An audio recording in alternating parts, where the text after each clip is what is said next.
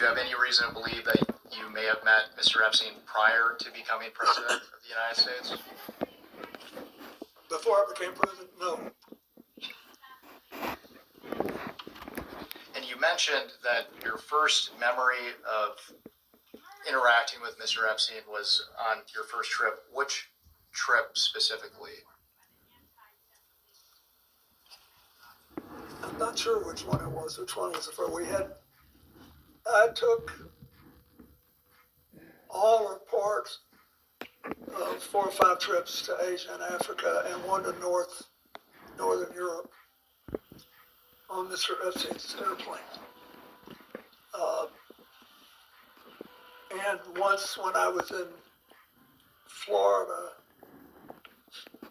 I was offered a ride back to New York, but I wasn't there having an end. It was just coincidental that he was there, and I think that was fairly early in the process, but I don't remember exactly. I just know that I did. I took one flight back from Florida to New York, and all or part of several other, I think 4 or 5 trips to Africa, Asia, and one to Northern Europe. And I want to make sure the record is clear. Is it your testimony today that you have no independent recollection whatsoever of the circumstances of when you first met Mr. Epstein? Objection, asked and answered. Yes, I do have a recollection of when I remember meeting him before this trip. I mean, on this trip. I want to focus on something that I think is very important that has not been addressed enough today. Mr. President, we're going to discuss more specifics later, but for the record, can you briefly describe the nature and extent of your relationship with Mr. Epstein? Our tribal communities with the Well, sometime after I left the White House, either in late 2001 or early-ish in 2002, I received a call from Larry Summers, who had been on my economic team and was later Secretary of Treasury and was then president of Harvard. And he said that he was calling because a man named Jeffrey Epstein, who had made a substantial commitment of several $1 million, I think it was 10, but whatever it was, to brain research, and that he was a information hungry person, and he wanted to spend some time talking to me about economics and politics. And he said he's got this massive airplane, and he said he would take you, your staff, your Secret Service detail, and anybody else you wanted to bring on the trips that he knew I was planning to set up a global network to provide life-saving AIDS medicine to as many people as possible, as quickly as possible. And I should back up and say, when I left office, we had done all the preliminary work to set up the global fund on AIDS, TB, and malaria, but it was not yet funded. And there were other instruments and institutions that were later funded, including President Bush's PEPFAR program. It had not yet been funded. There were only 200,000 people in the entire developing world who had AIDS medicine. Most of them in Brazil, which had a big drug operation on its own, and in Thailand, which also had its own drug population. In Africa, there were like 30,000 people or something, just next to no people. And they were dying like flies.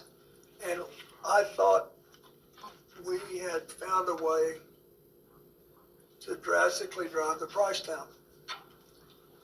And that if we could drive the price down, we could, and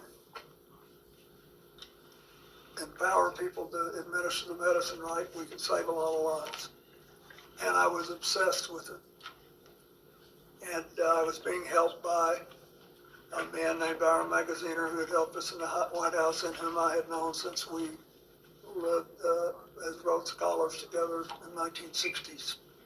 So anyway, that's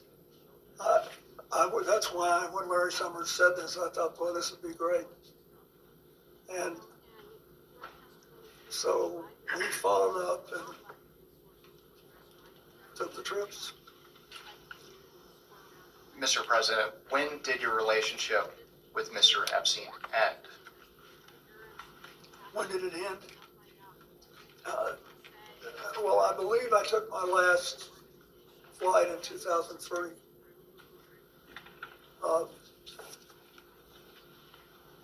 Now,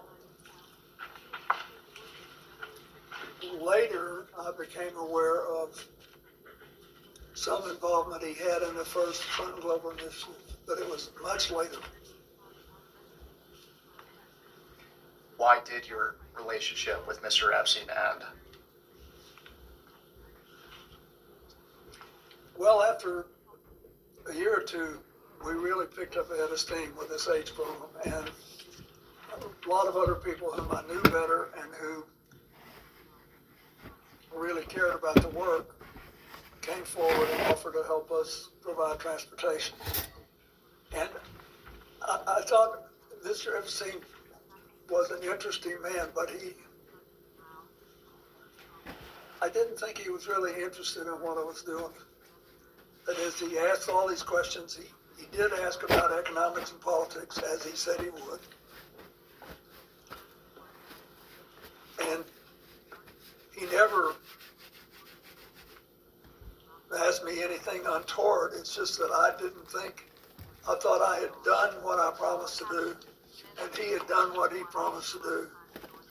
And I thought that always, over the years, with these donors, tried not to overstay my welcome. I thought that we'd done enough, and it was time to start working with other people.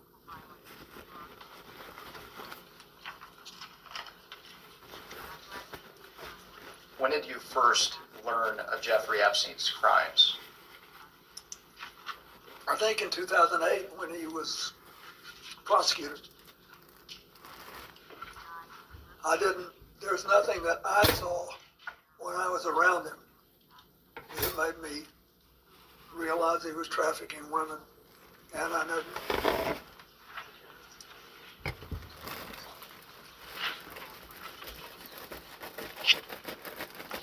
Let's talk about Ghislaine Maxwell.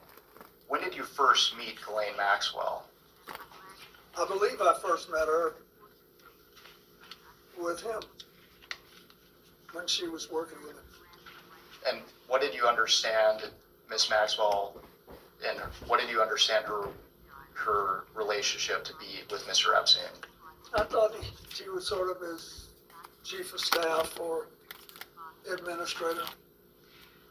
And you said that you first met Miss Maxwell with Mr. Epstein.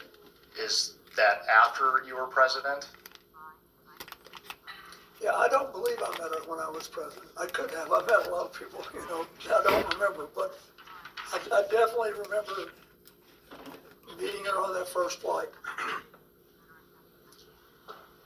Can you briefly, for the record, describe the nature and extent of your relationship with Miss Maxwell? Yes, it was. It lasted longer and was more extensive than my relationship with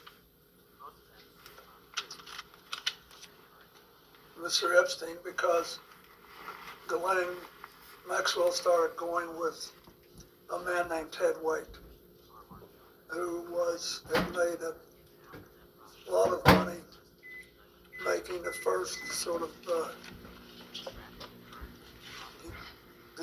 self-designed computers.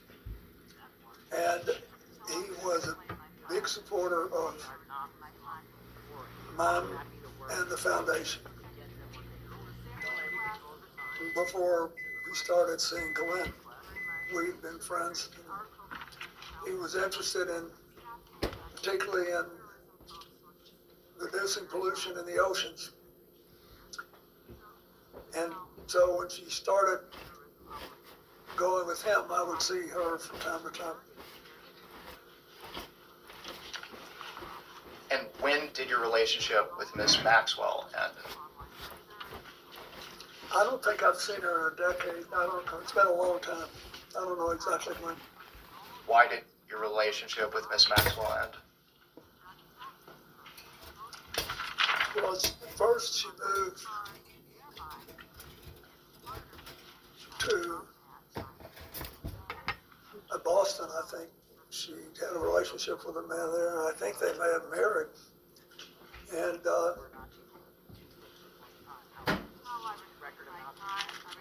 so she wasn't so much around, and she then when it became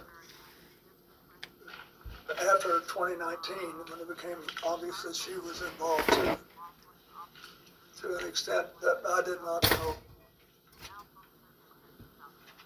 That was the end of it. And I want to make sure the record is clear. You mentioned that your relationship with Miss Maxwell was more extensive than that of Mr. Epstein. But it lasted longer, yeah. Okay. When do you have any recollection of what year it would have ended? No, but but when she was with Ted White, she was when we were kicking off CGI. She was very interested in that, and she participated. But I don't remember, it's been 10, 12 years since I saw her. I don't remember when the last time was. Thank you. I am going to ask you some baseline questions regarding who you communicated with and about what. If you don't recall specifics but do recall you communicated with them, you should answer yes, but say you do not recall specifics. Okay?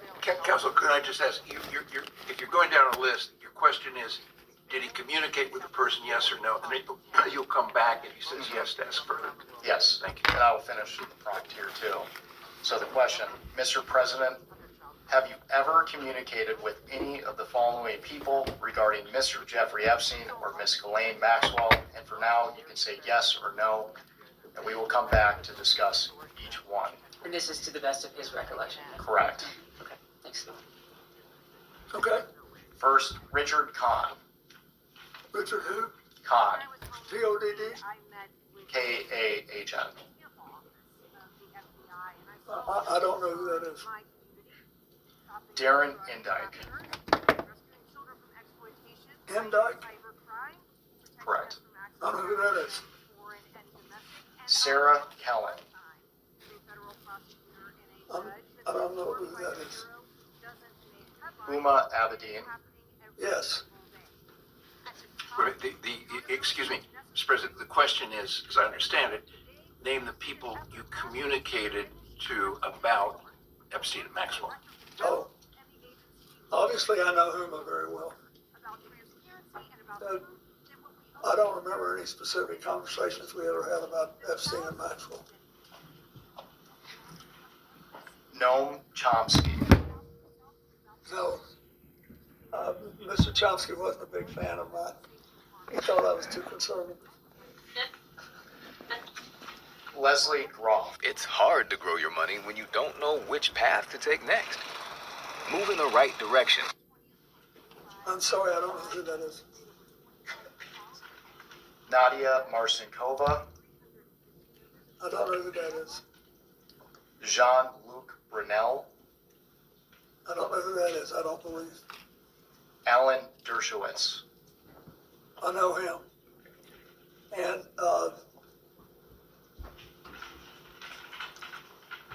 I'm not aware that we ever talked about Epstein or Ghislaine Maxwell. I don't believe we did. Reid Hoffman. I know Reid Hoffman, but he never talked to me about Mr. Epstein or Miss Maxwell. Karina Shuliak. I don't believe I know who that is. I don't think I've ever met that person. Woody Allen. I do know who he is, but I don't think I ever met him, and I never talked to him about Epstein or Maxwell. Sandy Berger. Sandy Berger was my national security advisor. And we were very close personally. But he's been dead for several years. And I don't think I ever talked to him about either one of those people. Jess Staley? Jess Staley? Correct.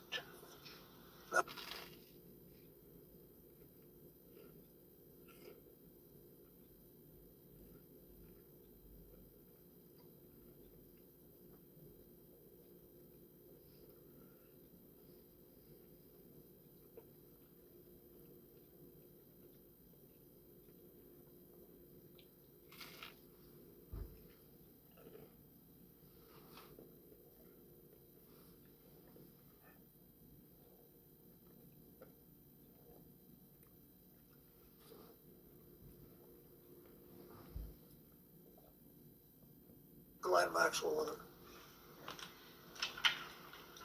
Glenn Dubin? I don't believe I know him. Eva Anderson? I don't believe I know her. Casey Wasserman? I know him. And he was on a trip to Africa with me. But I don't recall ever discussing either Glenn Maxwell or Jeffrey Epstein with him.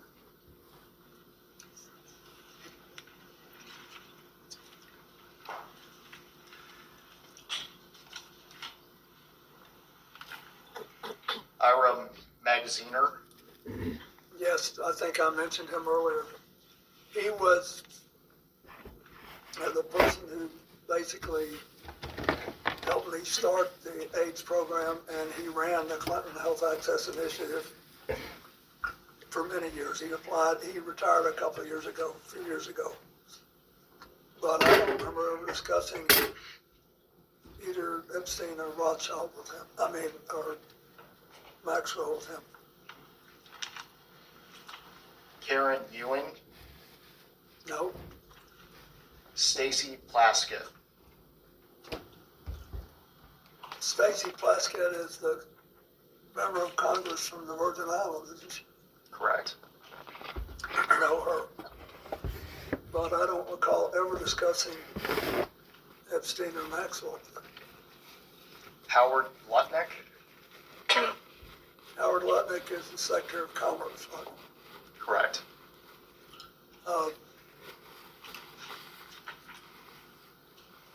I know him and from 9/11 because Hillary worked with his company and helped him to get going again. But, and I know he's now President Trump's Secretary of Commerce, but I don't remember ever having any conversation with him about Jeffrey Epstein or Ghislaine Maxwell. Doug Band? And he worked for me for years. And I know that he arranged like airplane flights and things like that, and was doing work on the first Clinton Global Initiative in 2005. And I know that he knew both Epstein and Maxwell. I do not know to what extent he was in contact with them. And I heard things in the last thing I didn't have any idea 24 years ago. So you'd have to be more specific if you want to know if I knew something then. I can tell you as best I can, but he worked for me and I knew some of what he was doing and I didn't know some of what he was doing. Thank you, and we will return to Mr. Band. Louis Free, or Louis Free? I do know him.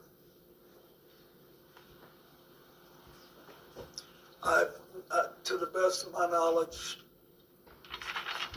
I didn't have any conversations with him about anything practically, but I certainly didn't talk to him about this. Robert Rubin? Bob Rubin was Larry Summers' predecessor as Treasury Secretary and the first director of the National Economic Council. But I am don't even know if he knew Jeffrey Epstein or Ghislaine Maxwell. I had no conversation with him about it. And for now, Mr. President, you can answer yes or no. Okay, And the yes or no is intended to convey whether or not you had a conversation about Ghislaine Maxwell or Jeffrey. Correct. so the answer to Ruben is no, Larry Summers, yes, Pete Rathgeb, read who? Rathgeb, Rathko, R-A-T-H-K-O? Rathge, Oh, Rathko, I don't recall that name. John Podesta, I don't believe I ever had a talk with John about it. I did stay in touch with John Podesta after I left the White House. And I consider him a friend, but I don't believe we ever discussed Epstein or Maxwell. Andrew Friendly, No, he was one of my, what you call body men at the White House. And we've stayed in touch over the years, but I don't remember discussing Epstein or Maxwell with him. Catherine Rumler, Kathy Rumler is a lawyer who has done some, on occasion, some help for the foundation. I don't believe I ever discussed Maxwell or Epstein with it, but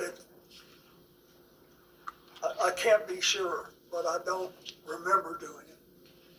Mr. President, they're only asking you what you can remember. What? They're only asking you what you can remember. Mark Middleton, I did not, and he sadly is dead now. Bill Richardson, No, he's dead too now, sadly, but I didn't know about his relationship with Epstein.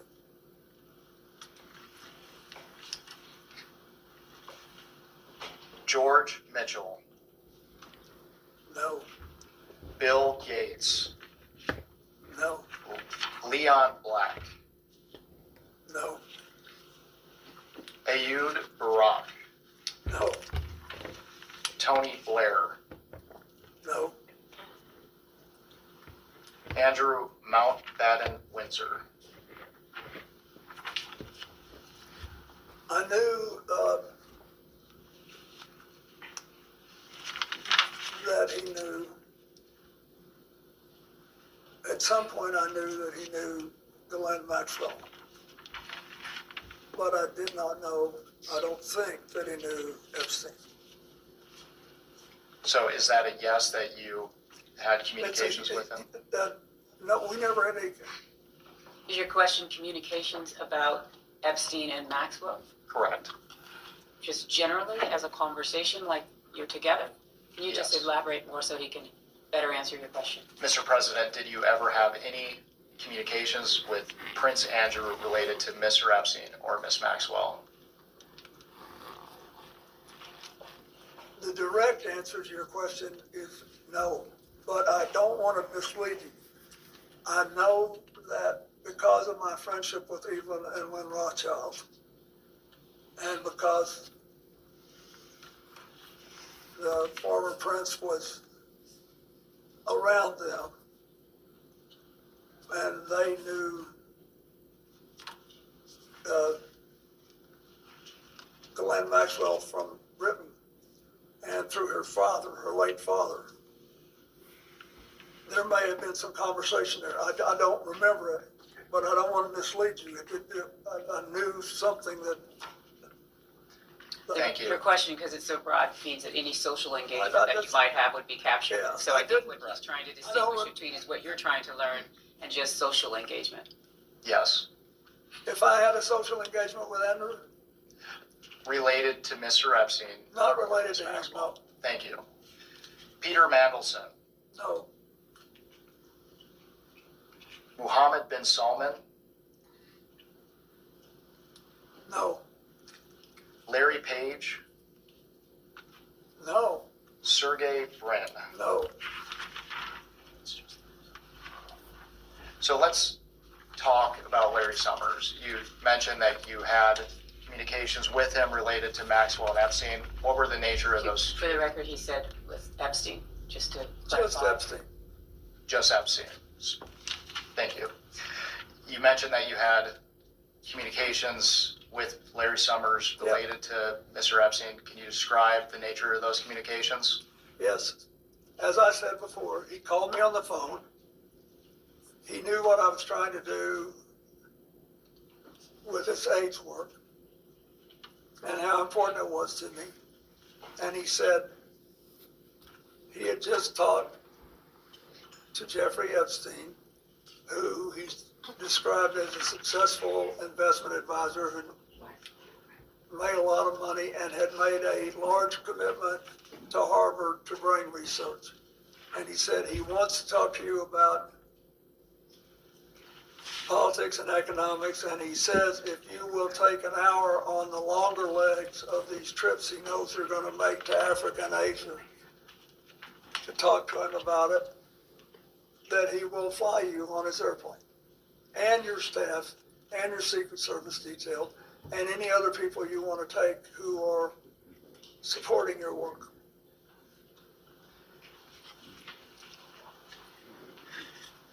And you mentioned these communications were related to the work of your foundation. Did you ever have any other communications with Larry Summers related to Mr. Epstein? No, So for the record, you never discussed anything related to Mr. Epstein and young women or girls? absolutely not.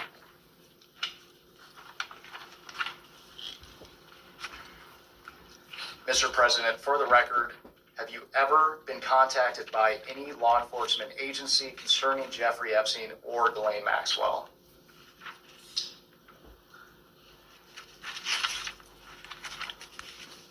As far as I know, no. That is, as far as I remember. Back in 2008, I sort of thought somebody might ask me something. Because I was glad this had come out since it had happened. But I don't believe anybody ever did. You mentioned that you thought someone would want to ask you something. Can you elaborate on what that means? Just because he let me use this airplane. And to be clear, have you ever provided any information to any law enforcement agency concerning Jeffrey Epstein or Miss Ghislaine Maxwell?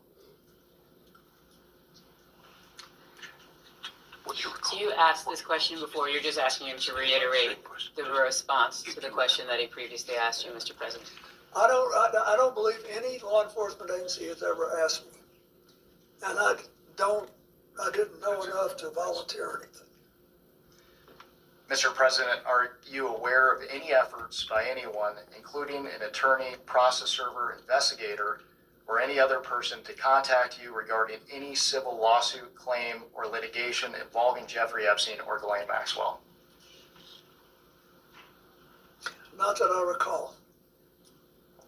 Did Jeffrey Epstein ever inform or represent to you that he was working with any intelligence service of any nation, including the United States? No, Did Ghislaine Maxwell ever inform or represent to you that she was working with any intelligence service of any nation, including the United States? no, And during your relationship, did you ever suspect Epstein or Maxwell of being affiliated with any intelligence agency?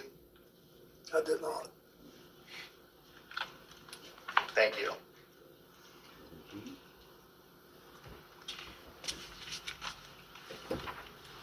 I want to talk about your time in the White House. I realize that you have testified, your recollection is limited, but did Mr. Epstein ever visit the White House while you were president? objection? Asked and answered. The records reflect that he did. Question. According to FOIA requests to the Clinton Library, Mr. Epstein visited the White House at least 17 times between 1993 and 1995. Do you have any reason to dispute those numbers? Nope, I don't. Do you know what the nature of Mr. Epstein's visits to the White House were?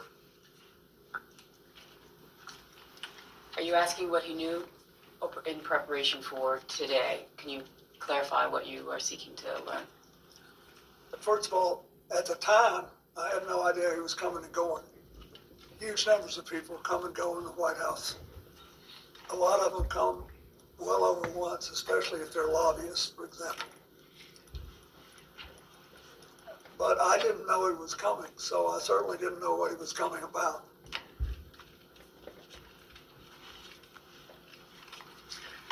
Mr. President, after you left office, did you or your staff ever conduct a review of records, documents, or other materials related to Mr. Epstein's connections to your White House? You're exempting counsel. You can respond to that, but don't say anything about what you talked to your lawyers about. You can respond to his question. Repeat the question again. Yeah, I don't even understand. You mean, did we look into what he did in the White House after I left office? Mr. President, one of the concerns of the committee is how Mr. Epstein and Ghislaine Maxwell potentially attempted to curry favor with influential figures. My question was, after you left office, did you or your staff ever conduct a review of records related to Mr. Epstein's connections to your White House? To the best of my knowledge, no.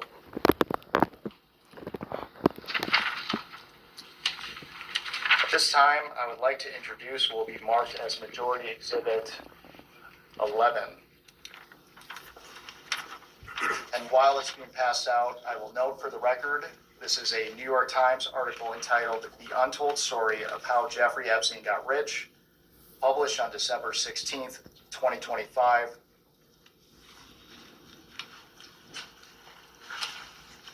And when you receive the article, I want to direct your attention to the last paragraph of page 31. The last paragraph of which page? 31. And when you are ready, I will also read it into the record.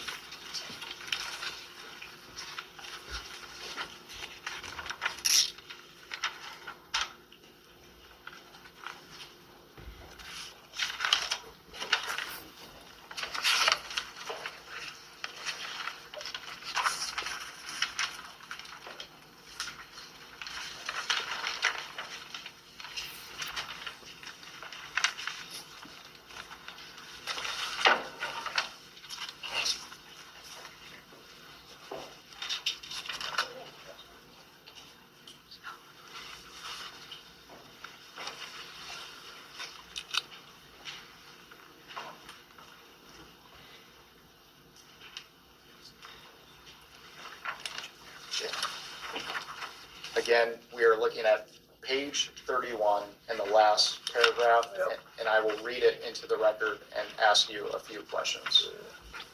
Please give him a moment to read this.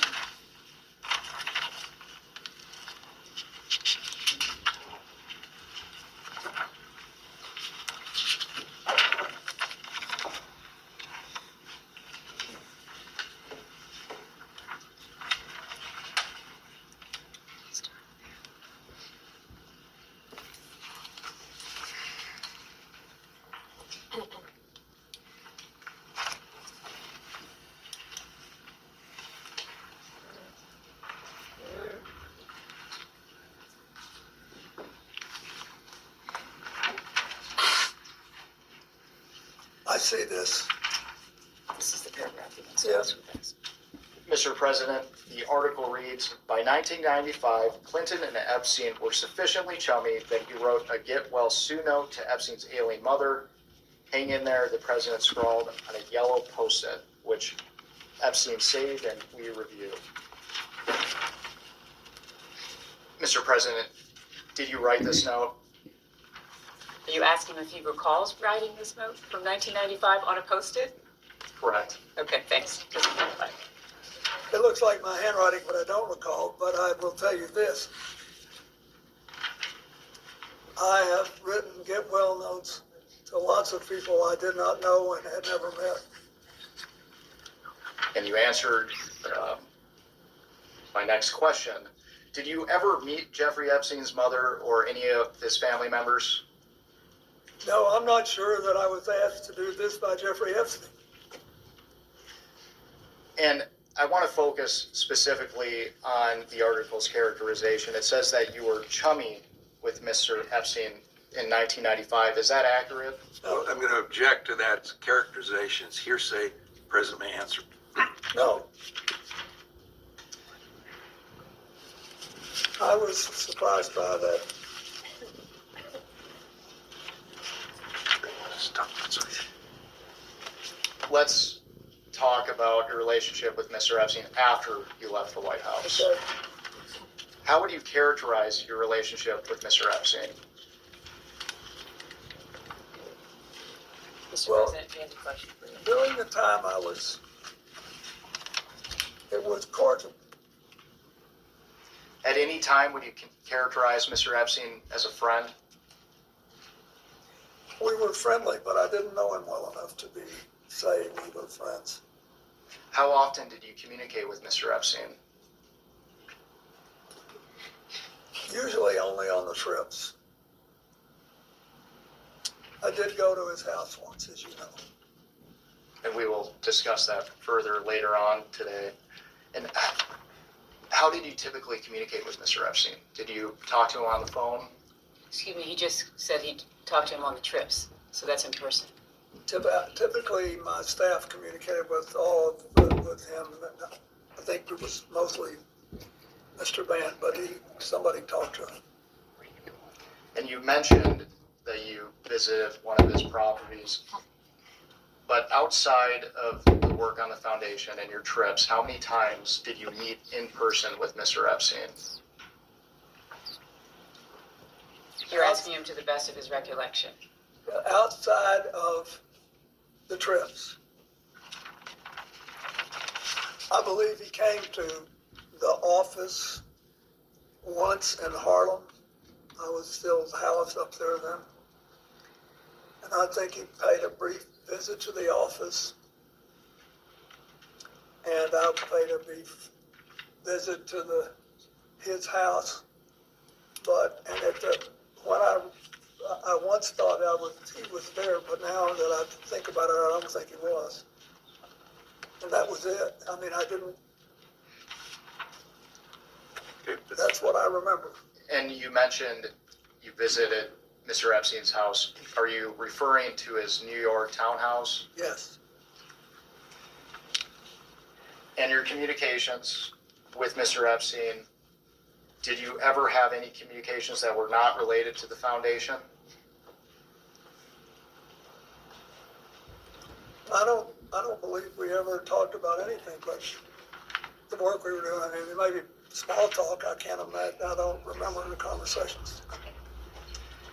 And for the record, before we move on, did you ever have any communications with Mr. Epstein that related to young women or girls? No.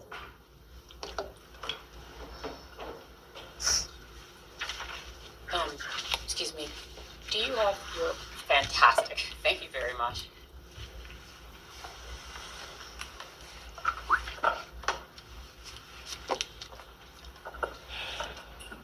Am I good?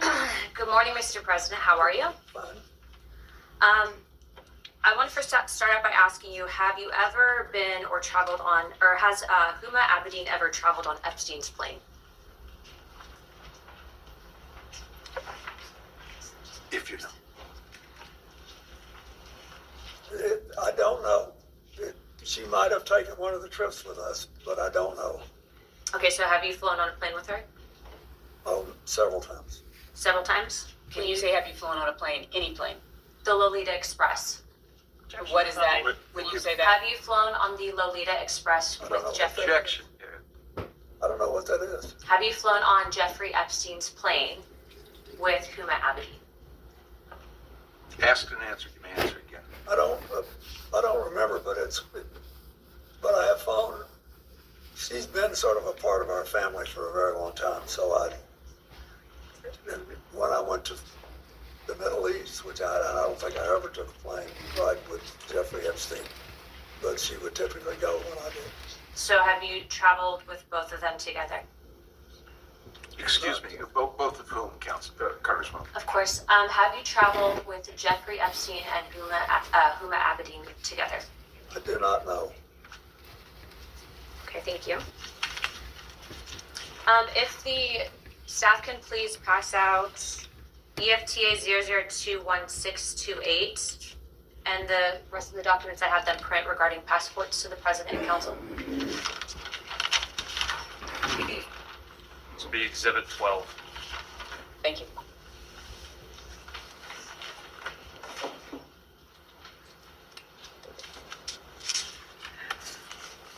Thank you very much.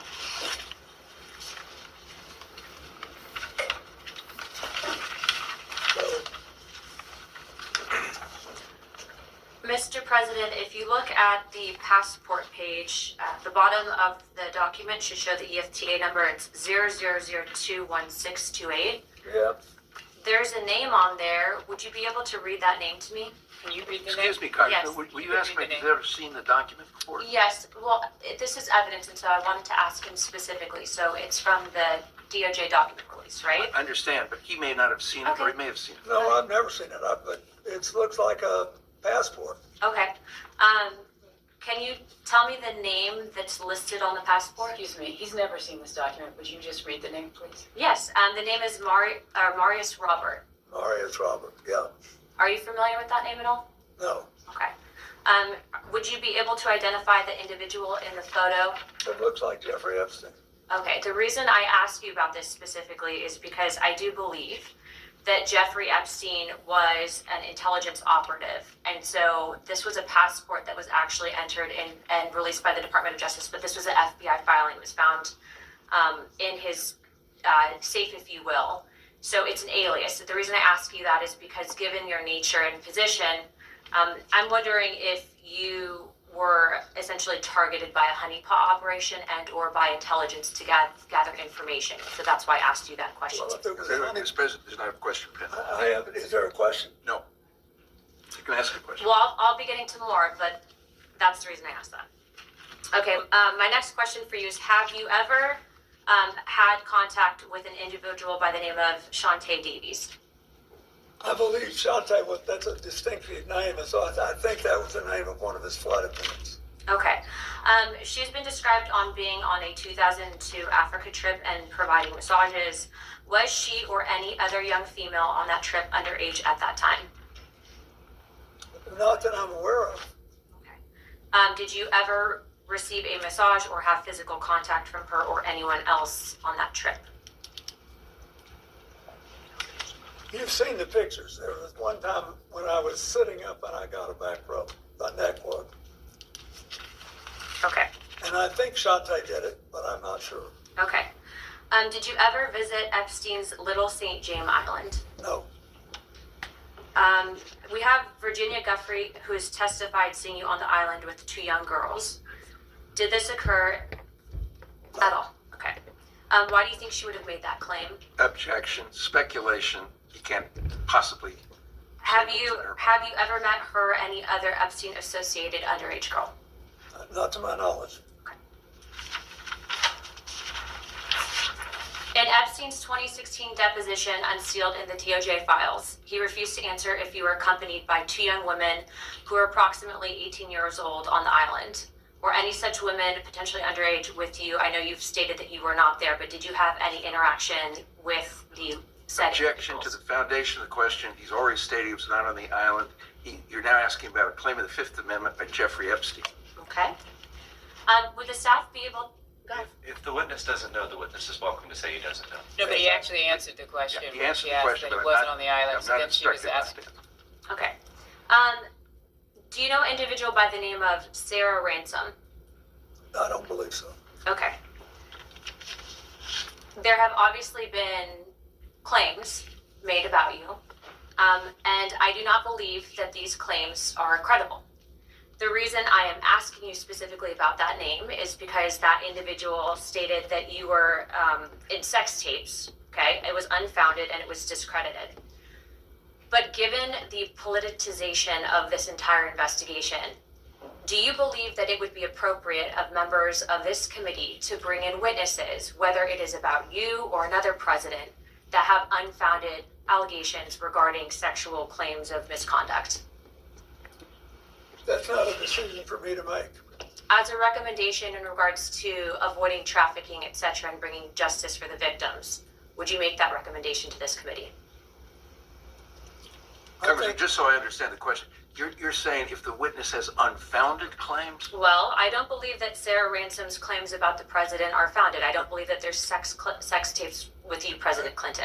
No, I'm just asking about your question. Is it, you're not asking if somebody with plausible claims should be brought in. You're asking if somebody with implausible, unfounded claims. Correct, because these claims were found to be unfounded by investigators. So are you asking his opinion?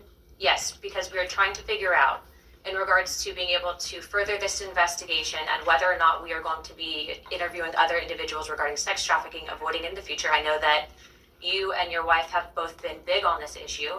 So I'm asking you, would you think that it would be appropriate that this committee bring in someone like Sarah Ransom, who has unfounded claims that have been debunked in this investigation? It's So he a answered simple the question about, he answered this question when you first asked it then, when he said that it wasn't for him to make those decisions. Well, I'm asking for his recommendation to the committee and follow-up. It's not a gotcha question. This is obviously a very serious investigation. well, first of all,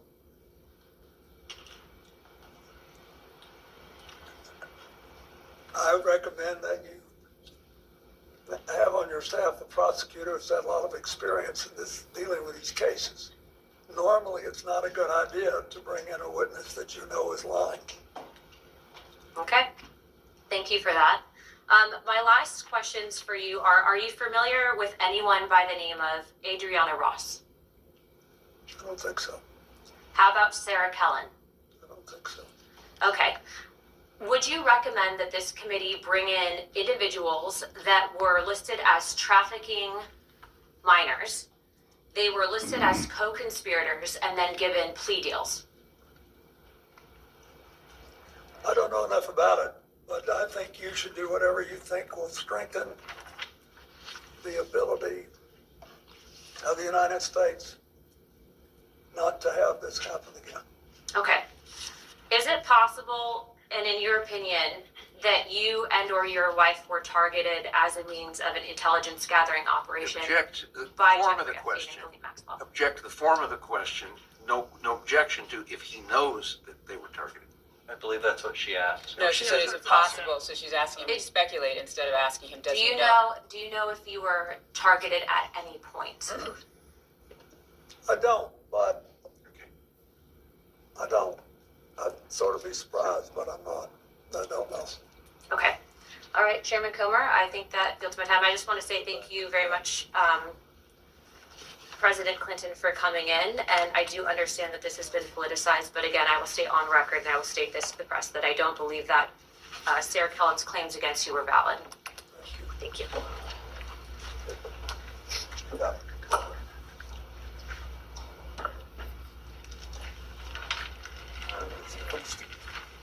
Mr. President, before we left off, I asked you to characterize your relationship with Mr. Epstein. I asked you if you considered him to be a friend. You said you did not. Is that right?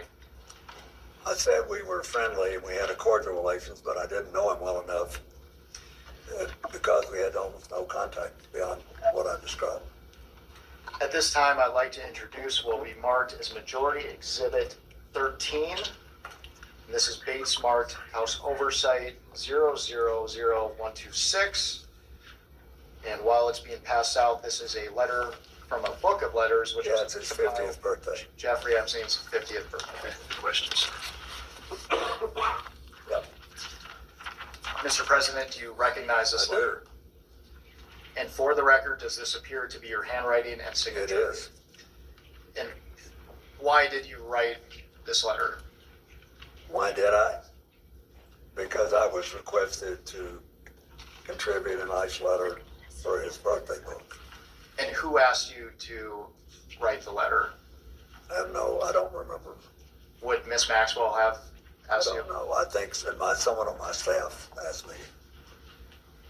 Now, there's a word that our committee has not been able to identify, and in our defense, the Wall Street Journal has not been able to identify. Imagine being on his staff. Can you please read the letter for the record?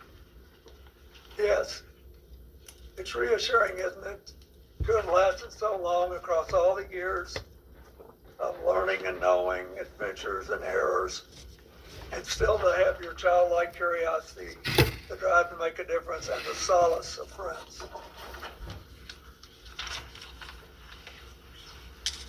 Not a bad letter. And because we haven't been able to identify that word until now, what did you Which mean? word was it that you could And not? solace, you couldn't, No, errors. errors. What Are did you I mean? referring- Anybody who's lived 50 years and done anything has made mistakes as well as progress, and done things. But for the record, you weren't referring to errors in judgment that Mr. Epstein had related to his inappropriate activities involving young Absolutely not. I knew nothing about that.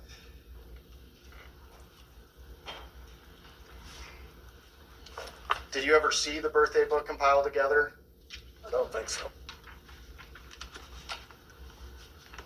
And you mentioned previously you were friendly with Mr. Epstein. Did you typically send birthday wishes to individuals that you didn't consider to be friends though? No, I send out literally hundreds and hundreds of birthday letters every year to people that have been my friends. But if somebody's doing a special, I've sent birthday letters of congratulations to people I've met 2 or 3 times for their 70th birthday, their 80th birthday, their, 50th wedding anniversary. I do it. And I just told you, I thought Epstein was interesting and curious. So I wrote a letter that I thought reflected that. Can you elaborate on what made him interesting and curious? No more than I've already said. At this time, I'd like to introduce what will be marked as Majority Exhibit 14. And while it's being handed out, this is an article published by the New York Times on August 5th, 2025, entitled "A Look Inside Epstein's Manhattan Lair." And once you receive the article, I will just direct your attention to page 10. Where is that? No, they haven't brought it yet.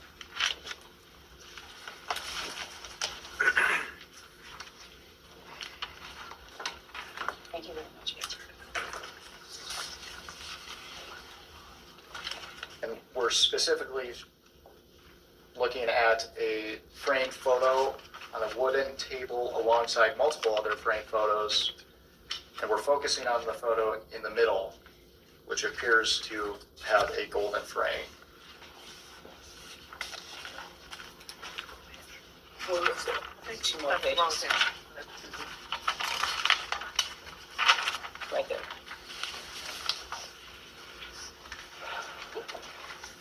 Not the page with the Pope. Yeah, okay, that's it. Page 10. Is that what we're on? Page 10. Mr. President, do you recognize yourself in this photo? I do. And it appears that the man on the right of the photo is Jeffrey Epstein, is that correct? I think so. Have you seen this photograph before today? Only in this picture. And for the record, what is happening in this photo? He's smiling at me. Looks like he's talking to me. This is one of the friendly interactions that you were describing earlier. Yes. And can you describe the circumstances surrounding this photo? Are you asking if he recalls the? I do not. I have no idea. I see Richard Branson in the back and Okay. other people, That's fine. but I don't remember anything about it. And you appear to be comfortable with Mr. Epstein in this photo. Would you disagree with So that characterization? You're creating a characterization. He's already responded to your question about the picture. I'm comfortable. I'm comfortable here. I'm not happy, but I'm comfortable.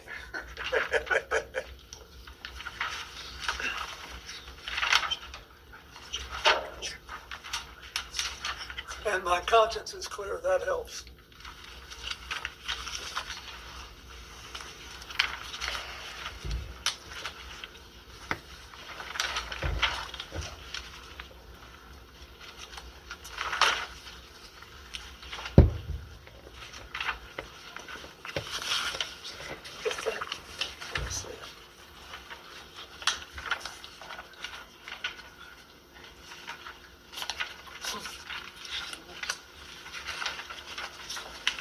Okay.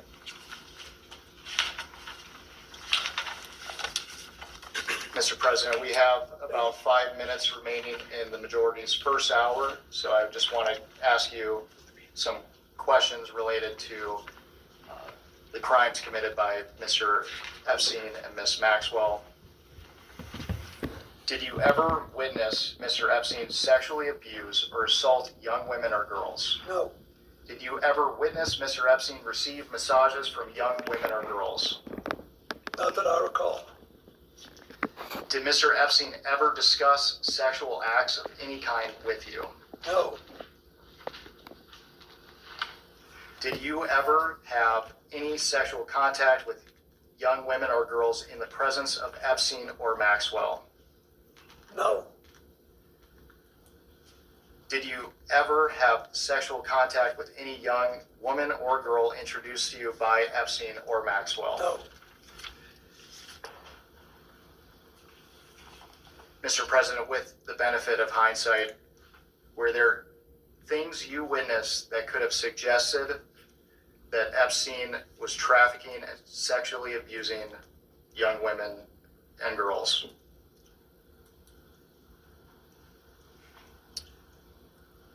I do not believe so.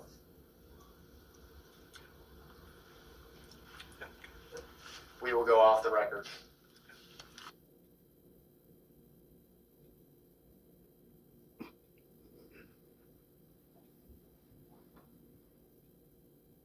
We can go back on the record. Mr. President, good morning. Good morning. My name is, and I'll be doing most of the questioning for the minority today. First, I want to thank you for your long and distinguished service to this country. I also want to thank you for your time today. We appreciate it. Before we get to questions, I'd like to take a few minutes and highlight some context that we think is relevant for today's conversation. President Trump had a long-standing personal relationship with Jeffrey Epstein. That is not a secret. It is well documented, and I think the public and everyone in Congress understands that at this point. President Trump does not like talking about his long-standing personal relationship with Jeffrey Epstein. I think we've all seen that as well. On November 12th of last year, Oversight Committee Democrats released emails that were obtained from the estate of Jeffrey Epstein. In one email from 2011, Epstein said to Ghislaine Maxwell that President Trump was, quote, that dog that hasn't barked, and that an unnamed victim, quote, spent hours at my house with him. In another email from 2019, Epstein wrote that, quote, of course he, referring to President Trump, knew about the girls as he asked Ghislaine to stop.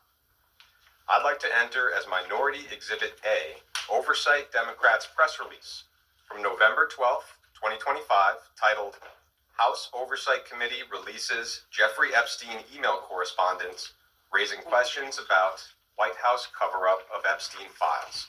And that includes both the emails that I just mentioned. There was a fair amount of public attention on those emails, and 2 days later, President Trump asked the Department of Justice to investigate Epstein's relationships with yourself, Larry Summers, Reid Hoffman, and J.P. Morgan Chase. You are, of course, a former Democratic president of the United States. Notably, President Trump did not include any Republicans in his demands. Later that day, Attorney General Pam Bondi posted on social media that the U.S. Attorney for the Southern District of New York would comply with President Trump's directive and take the lead on the investigation. I would like to enter as Minority Exhibit B, Attorney General Bondi's post on X, which also includes President Trump's post on Truth Social. It is well understood that you had a personal relationship with Mr. Epstein, and we will talk about that today, but the events I just described color our perspective on the conversation. It appears as if you and other Democratic figures have been targeted by President Donald Trump in an attempt to distract the American people from his own long-standing relationship with Jeffrey Epstein. And if that were true, it would not be the first time that President Trump has targeted his political enemies under the guise of law enforcement. This deposition is occurring in the context of unprecedented weaponization of the Department of Justice by Donald Trump. You may have a perspective on this of your own, so before we get started, I just want to give you the opportunity to share any thoughts you might have on that subject.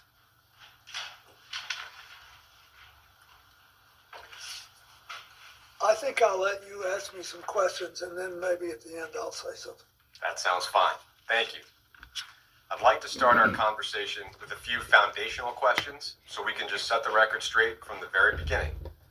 With respect to your relationship with Mr. Epstein, did you ever, at any point during your interactions with Jeffrey Epstein, know about the sexual abuse that he was committing against minors and young women? No, Have you ever engaged in sexual activity with a person introduced to you by Jeffrey Epstein? no, With respect to your relationship with Ms. Ghislaine Maxwell, did you ever, at any point during your interactions with Ghislaine Maxwell, know about the sexual abuse that she committed and facilitated against minors and young women? no, Have you ever engaged in sexual activity with a person introduced to you by Ghislaine Maxwell? no, Have you ever, at any point, visited Jeffrey Epstein's former estate on Little St. James Island in the U.S. Virgin Islands? no, In February of last year, Attorney General Pam Bondi said on Fox News, November 21st, 2025, letter from Chairman Comer to David E. Kendall. December 10th, 2025, letter from David E. Kendall to Chairman Comer and Ranking Member Garcia. December 15th, 2025, letter from Chairman Comer to David E. Kendall. January 3rd, 2026, letter from David E. Kendall to Chairman Comer and Ranking Member Garcia. January 8th, 2026, letter from Chairman Comer to David E. Kendall. January 12th, 2026, letter from Ashley Cowan and David E. Kendall to Chairman Comer. January 13th, 2026, letter from William J. Clinton and Secretary 8 Hillary R. Clinton to Chairman Comer encompassing attached declarations under the penalty of perjury of both President Clinton and Secretary Clinton. January 20th, 2026, letter from Ashley Cowan and David E. Kendall to Chairman Comer. January 31st, 2026, letter from Ashley Cowan and Catherine M. Turner to Chairman Comer. And February 2nd, 2026, letter from Chairman Comer to Ashley Cowan and Catherine M. Turner. The committee originally noticed the deposition for President Clinton on December 12th, 2025. I will mark that notice as Exhibit 3. I will mark as Exhibit 4 the notice dated December 16th, 2025, for a deposition of President Clinton to occur on January 13th, 2026. President Clinton did not appear for his deposition on January 13th, 2026. I will enter as Exhibit 5 the transcript for the deposition that President Clinton failed to appear for. The committee noticed a committee business meeting on January 14th, 2026 to consider the contempt report for President William J. Clinton held on January 21st, 2026. I will mark that notice as Exhibit 6. I will mark as Exhibit 7 the contempt report for President William J. Clinton voted favorably out of the Committee on Oversight and Government Reform on January 21st, 2026. I will mark as Exhibit 8 the final roll call vote sheet favorably reporting the contempt report of President William J. Clinton out of the Committee on Oversight and Government Reform on January 21st, 2026. The committee noticed today's deposition on February 19th, 2026. I will enter the notice for this deposition as Exhibit 9. I will enter as Exhibit 10 the email thread between Committee on Oversight and Government Reform staff and counsel for President Clinton and Secretary Clinton. The email thread confirms the date, time, and location, among other terms, of today's deposition. Additionally, this email thread clearly states the agreed upon terms, including but not limited to video recording, no predetermined time limit, and scope. The agreed upon scope from the email marked as Exhibit 10 is as follows. Pursuant to the committee's investigation into the alleged mismanagement of the federal government's investigation into Mr. Jeffrey Epstein and Ms. Ghislaine Maxwell, the circumstances and subsequent investigations of Mr. Epstein's death, the operation of sex trafficking rings, and ways for the federal government to effectively combat them, ways in which Mr. Epstein and Ms. Maxwell sought to curry favor and exercise influence to protect their illegal activities, and potential violations of ethics rules related to elected officials, the committee will ask President Clinton and Secretary Clinton all of its questions regarding Jeffrey Epstein and Ghislaine Maxwell, including, but not limited to, the personal relationships between the Clintons and Mr. Epstein and Ms. Maxwell, and the ways in which Mr. Epstein and Ms. Maxwell sought to curry favor and exercise influence, as well as the operation of sex trafficking rings and ways for the federal government to effectively combat them without the proposed limitations on scope sought in your January 31st, 2026 letter. Can the witness please state his name for the record? William Jefferson Clinton. Thank you. My name is Jack Emmer, and I am the Chief Counsel of Investigations for Chairman Comer. Under the Committee on Oversight and Government Reform's rules, you are allowed to have counsel present to advise you during this deposition. Do you have counsel representing you in a personal capacity present with you today? I do. Will counsel please identify themselves for the record? David Kendall, Williams and Connolly, LLP. Catherine Turner, Williams and Connolly, LLP. Cheryl Mills, counsel to the president. Thank you. Starting with the majority, can members of Congress in attendance please identify themselves for the record? Billy. Go ahead, sir. Members of Congress. Yes, James Comer, Chairman of the Committee from Kentucky. Congresswoman Nancy Mace, South Carolina. Eric Burleson from Missouri. Congressman John McGuire, Virginia 5. Congresswoman Anna Paulina Luna from Florida's 13th District. William Timmons, South Carolina. Glenn Groveton, Wisconsin. Ranking Member Garcia, California. Congresswoman Melanie Stansbury, New Mexico. Congressman Suhas Subramanian, Virginia 7. Congresswoman Emily Randall, Washington State. Congresswoman Yasmin Ansari, Arizona 3rd. Congressman Maxwell Frost, Florida 10th. Congressman Wesley Bell, Missouri 1st District, St. Louis. James Walkinshaw, Virginia's 11th District. Roe Connick, California 17th. Lauren Boebert, Colorado's 4th District. Thank you. For the record, starting with the majority staff, can the additional staff members please introduce themselves with their name, title, and affiliation? Billy Grant, Deputy Chief Counsel for Investigations for Chairman Comer. Peter Spector, Deputy Director of Oversight for Chairman Comer. Daniel Ashworth, General Counsel for Chairman Comer. Ryan Giacchetti, Chief Counsel for Chairman Comer. Will Harness, Professional Staff Member to Chairman Comer. Hannah Cathy, professional staff member for Chairman Comer. Melvin Soto, Doodle Director for Sherman Comer. Olson Tolan, Counsel for Chairman Comer. Emily Feyerabend, Counsel for Chairman Comer. Mark Moran, Staff Director for Chairman Comer. Austin Hacker, Communications Director, Chairman Comer. Ashley Goodyear, Deputy Staff Director for Chairman Comer.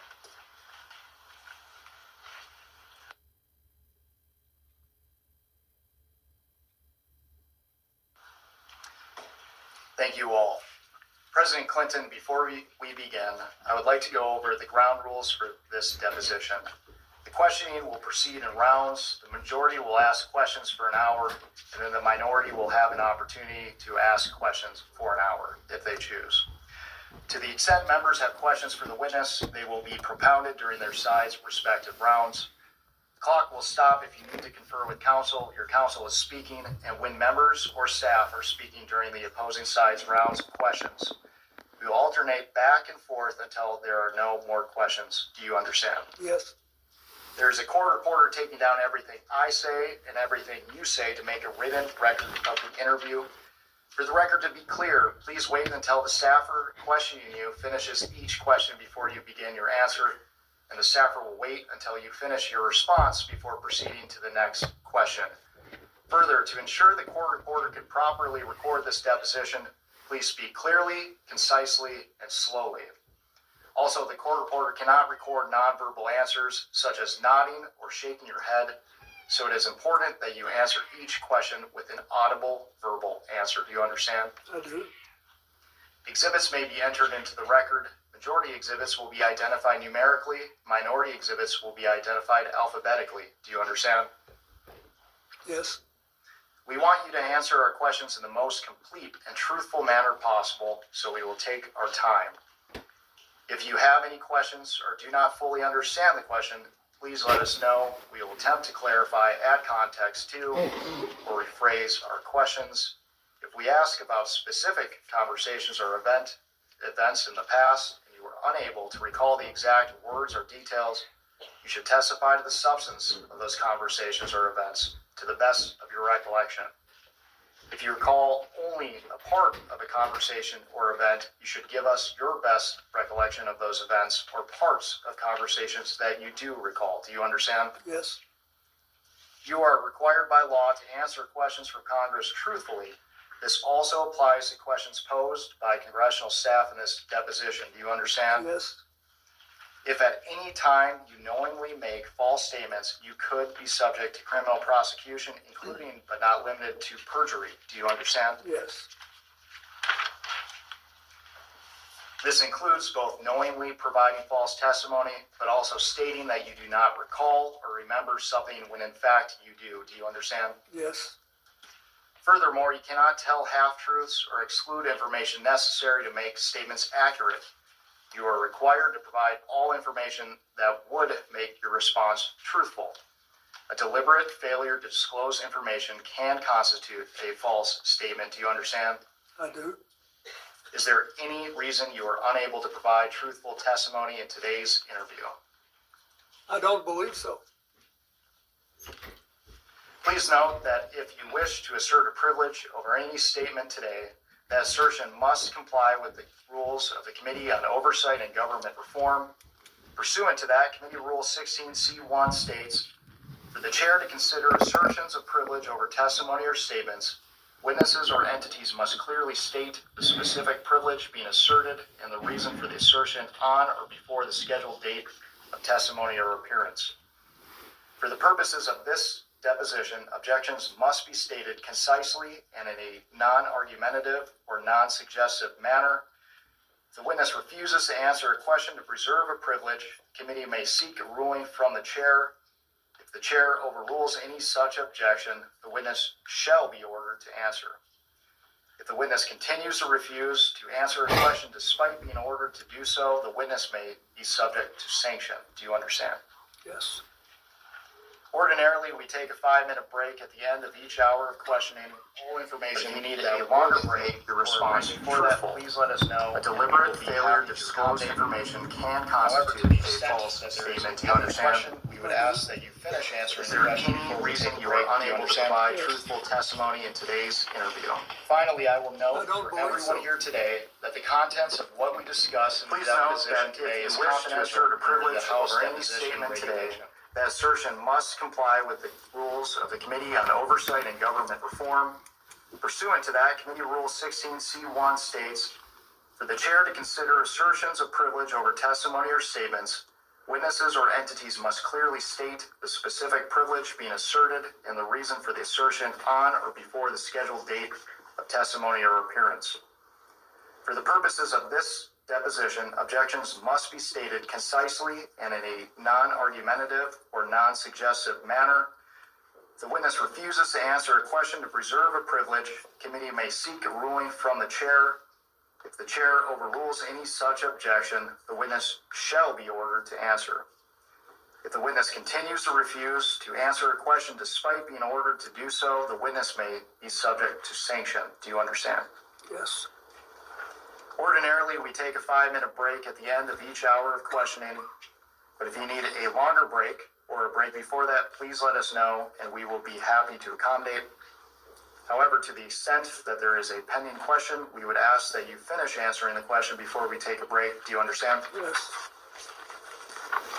Finally, I will note for everyone here today that the contents of what we discuss in the deposition today is confidential under the House deposition regulation.